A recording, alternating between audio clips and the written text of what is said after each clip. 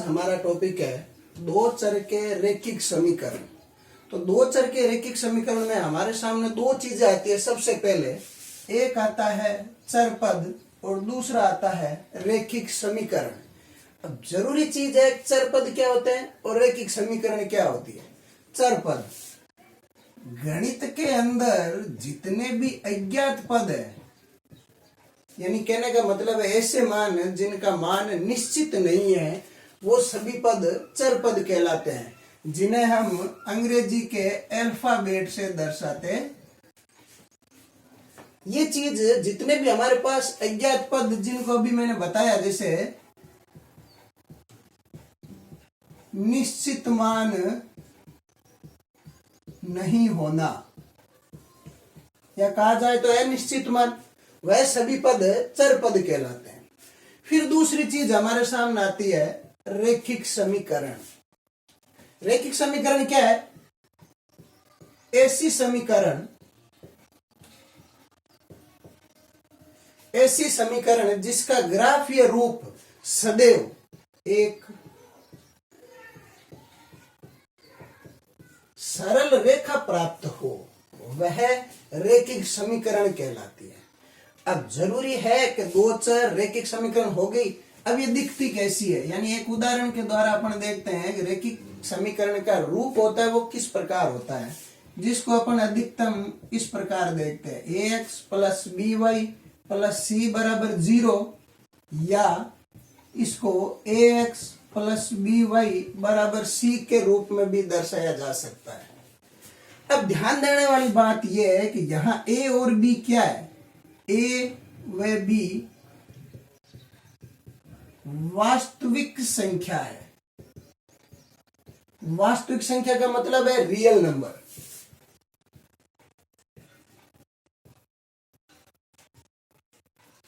Real number का मतलब है ऐसे मान जो कभी 0 नहीं हो सकते। यानी कहने का मतलब है इसको अपन 1, 2, 3 और इस प्रकार कुछ भी मान हो सकता है इनका, पर कभी भी 0 नहीं हो सकता। ये चीज ध्यान में रखें। ये सभी आंकड़े वास्तविक संख्याएं कहलाती है। अब इतनी चीज आ गई कि हमने देख लिया कि रैखिक समीकरण दिखती कैसी है, उसका प्रारूप कैसा होता है। अब हमारे सामने दूसरी चीज आती है कि इन रैखिक समीकरणों की प्रकृति किस प्रकार होती है। तो अगली चीज हम वही देखेंगे।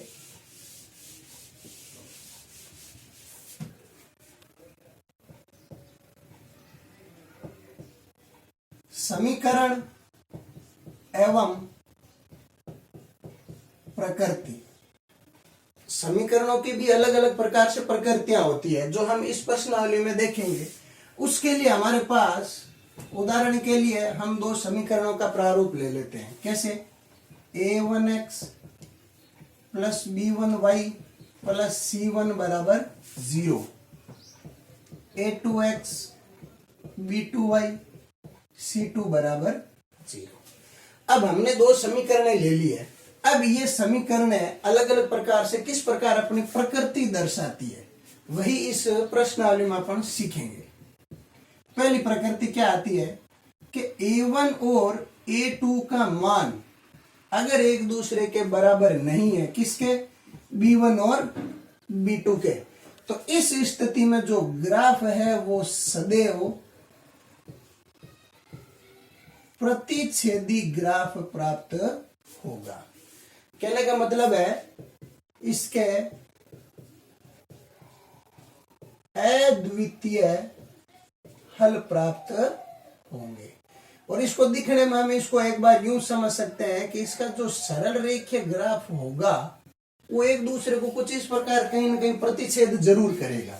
ये हमारे पास पहली प्रकृति। फिर आती है दूसरी प्रकृति। वो क्या कहती है कि a1 और a2 का मान b1 और b2 के तो बराबर होगा, पर बराबर किसके नहीं होगा? c1 और c2 के। इस स्थिति के अंदर जो हमारा ग्राफ प्राप्त होता है वो समांतर रेखा में प्राप्त होता है, और इसकी जो प्रकृति होती है वो कोई हल नहीं प्राप्त होता है। क्यों? क्योंकि इसका जो ग्राफ है वो एक दूसरे की क्या पाया जाता है, समांतर। समांतर का मतलब है कभी एक दूसरे को प्रतिच्छेद करेगा भी नहीं, और प्रतिच्छेद करेगा नहीं तो इसका कोई संगत हल हमें प्राप्त होगा नहीं। तीसरी चीज हमारे पास आती है, जो अंतिम चीज है कि A1 A2 B1 B2 और C1 और C2 तीनों एक दूसरे के मान क्या है, बराबर। तो इसका ग्राफ हमेशा कैसा प्राप्त होता है, संपाती ग्राफ। संपाती का क्या मतलब है कि जो एक समीकरण के आंकड़े मिलेंगे वही सेम दूसरी समीकरण के भी आंकड़े मिलेंगे। तो इसके क्या होते हैं हल, अनेक हल प्राप्त होते हैं। कारण कि जैसे मैंने कहा पहली समीकरण का सरल रेखीय ग्राफ ये मिला है, तो दूसरी का भी इसी के ऊपर और इसी के पथ पर हमें दूसरे मान भी यही मिलेंगे। ये चीज दर्शाती है हमारे समीकरण का तीसरा रूप। संपाती ग्राफ मिलता है और उसके हल भी क्या मिलते हैं, अनेक। क्यों कि ये प्रत्येक जगह एक दूसरे को क्या करती जाती है, प्रतिच्छेद करती जाती है, यानी एक दूसरे के ऊपर ही संपाती प्राप्त होता है। तो हमने देख लिया कि दो चर के रैखिक समीकरण, चर क्या होते हैं, रैखिक समीकरण क्या होती है। उसके बाद हमने देखा समीकरण और उसकी प्रकृति क्या होती है। अब जरूरी चीज इसके बाद हमारे पास आती है कि ये ग्राफ, ये चीज है वो हल किस प्रकार होती है। तो मैं उसको एक सबसे सरल उदाहरण के द्वारा आपको समझाने की कोशिश करूंगा।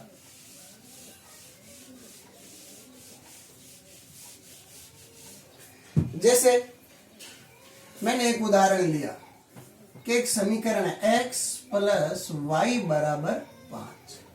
सबसे सरल समीकरण है कि यहां हमने देखा दो चर पद है x और y, और दोनों का जो गुणांक है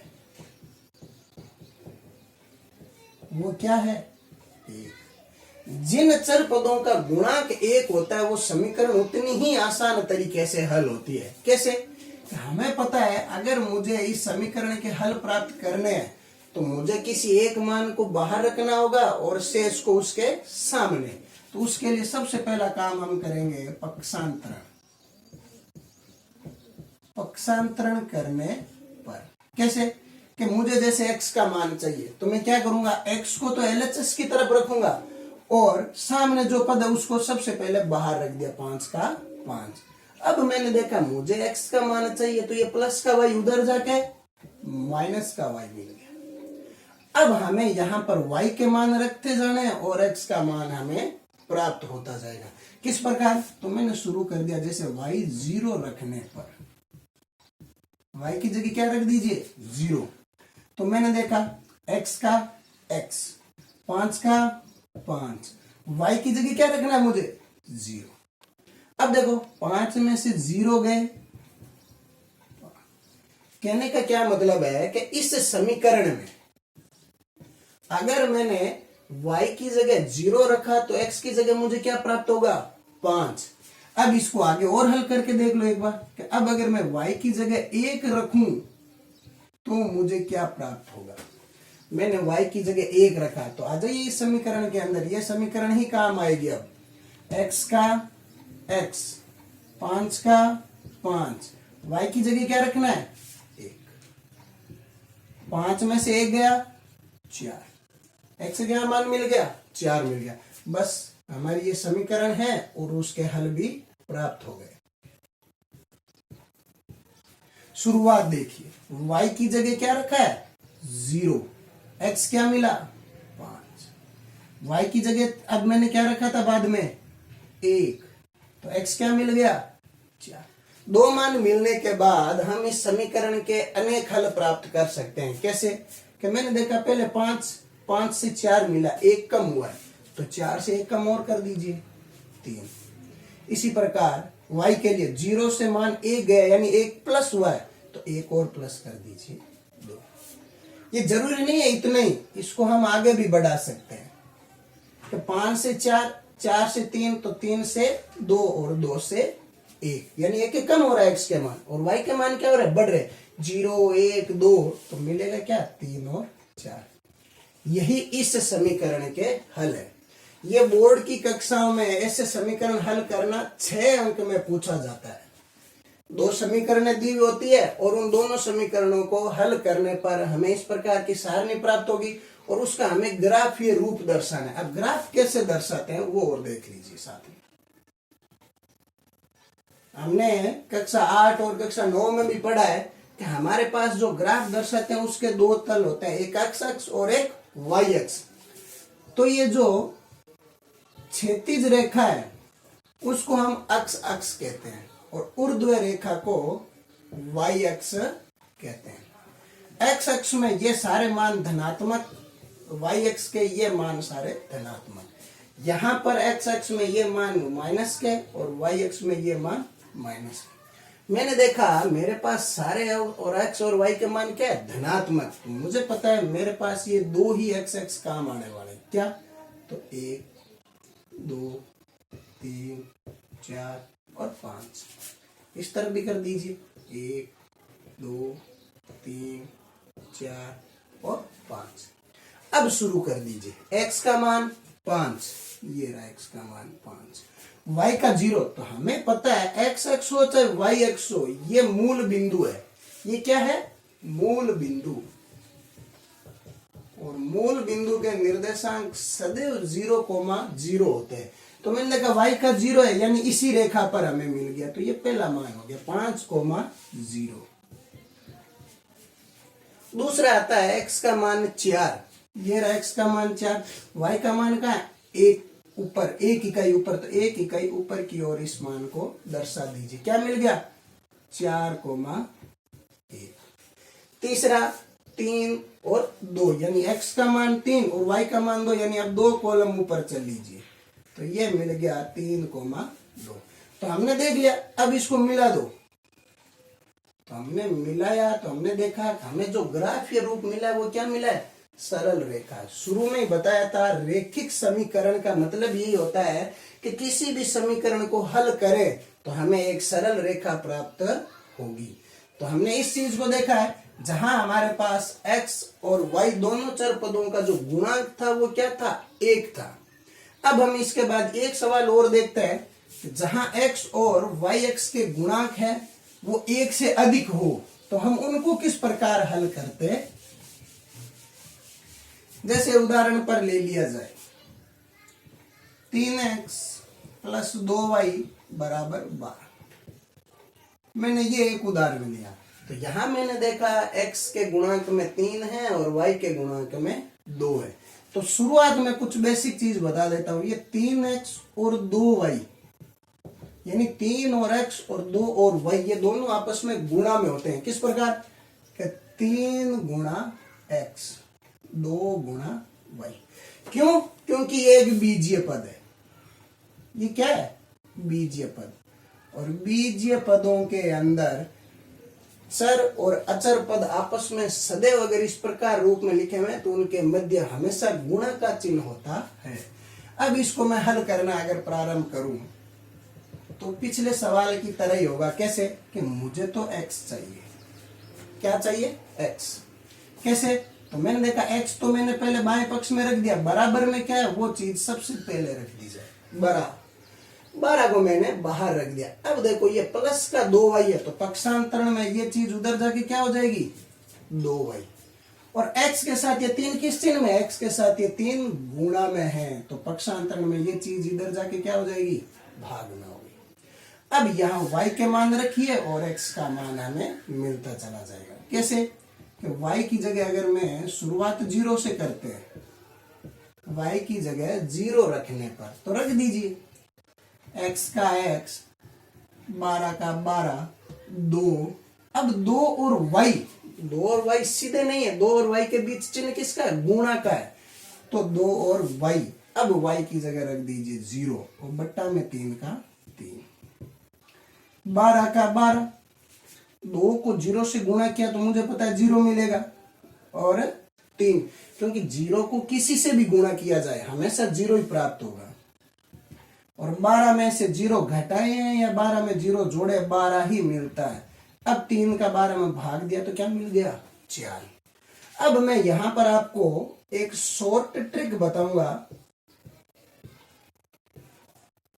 कि किस प्रकार x और y के एक मान से हम आगे के भी मान हल कर सकते हैं। कैसे कि अगर मैंने देखा y 0 रखा है, x क्या मिल गया 4। अब आगे बिना हल करे हम इस सारणी को पूरा कर सकते हैं। किस प्रकार कि अगर मुझे x का मान चाहिए तो x के मान के लिए मुझे इस y के गुणांक को देखना पड़ेगा। x के लिए ये y का गुणांक, तो मैंने y के साथ देखा क्या है, -2 है। क्या है, माइनस, यानी कम हो रहे हैं। तो कितने कम हो रहे हैं, 2 कम हो रहे हैं। 4 से 2 कम कर दीजिए, 2 मिल गया। फिर और मान चाहिए तो 2 से 2 कम हो रहे हैं, 2 से 2 और कम किए तो 0। ये x के 3 मान मिल गए, पर्याप्त है। अब y के लिए आ जाओ। y के लिए अगर हमें मान चाहिए तो y के लिए भी एक तरीका है कि उसके लिए जो प्रारंभ में हमारे पास समीकरण में हमने जो x का मान देखा था ना, यानी कहने का मतलब है x और y के लिए विपरीत गुणांक देखने हैं। y के लिए मैंने क्या देखा है, x का गुणांक। x का गुणांक क्या है, 3 है। x का गुणांक 3 है, वो भी प्लस। प्लस का मतलब क्या है, जोड़ दीजिए। 0 में 3 जोड़ दिए 3, और 3 में 3 जोड़ दिए 6। ये हमारे पास इस समीकरण के क्या मिल गए, हल मिल गए। अब यही आपके उत्तर आपको बोर्ड के पेपर में करने हैं। इसी प्रकार की 2 समीकरणें मिलती है, हल करिए और ग्राफ में दर्शा दीजिए। आपके सीधे 6 अंक का ये प्रश्न आता है, इसको विशेष ध्यान देना है। तो आज के लिए इतना पर्याप्त है। मैं कुछ होमवर्क आपको दे देता हूं कि ये प्रश्न आपको घर बैठकर हल करने हैं। कोई भी अगर दिक्कत हो आपको तो मुझे वापस कमेंट बॉक्स में बताकर जरूर पूछ सकते हैं कि ये प्रश्न कैसे होगा। किसी भी प्रकार की समस्या है तो आप मेरे सामने जरूर रख सकते हैं। ये 2 समीकरण है, इनको हल करिए और जिस प्रकार की, यानी किसी भी प्रकार की अगर इस प्रश्नावली से संबंधित आपके कोई समस्या हो तो मुझसे जरूर पूछें। धन्यवाद।